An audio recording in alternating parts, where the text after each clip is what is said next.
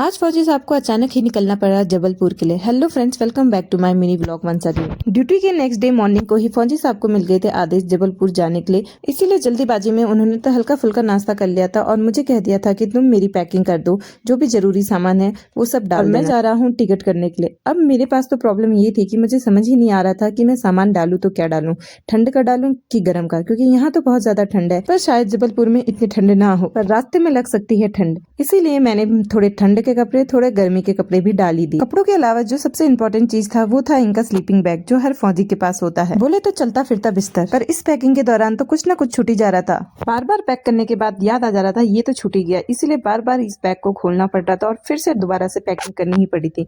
लगभग मैंने तो 3-4 बार ये पैकिंग करी ही। इसके बाद फौजी साहब तो रवाना हो गए थे अपनी टिकट करने के लिए, तो मैंने कहा फौजी साहब के लिए मैं बना देती हूँ रास्ते के लिए खाना, पर फौजी साहब ने बिल्कुल भी मना कर दिया, बोला कि मुझे जल्दी ही जाना पड़ेगा।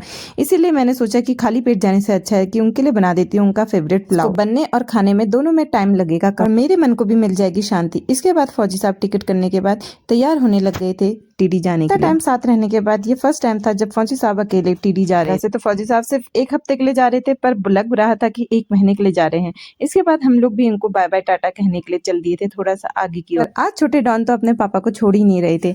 इसके बाद हम लोग सी ऑफ करने के लिए जब गए तो यहाँ पे फौजी साहब देने लग गए उसको पैसे। मना करने पर कहने लगे कि ये तो एक रस्म है। फाइनली हमने कह दिया था फौजी साहब को बाय बाय टाटा, अब मिलेंगे 1 हफ्ते बाद। अब आने वाले 7 दिन तक तो हम 2 लोगों को 3 कमरे के क्वार्टर में दिन गुजारने होंगे, वो भी अकेले सूने सूने। इंतजार रहेगा फौजी साहब के वापस आने का। उनको ऐसे जाते हुए देख के तो अच्छा नहीं लग रहा था, बट क्या करे दोस्तों, being as a army personnel wife we have to deal it. इसके बाद हम लोग भी चले गए थे अपने घर की ओर। मिलते हैं कल दोस्तों।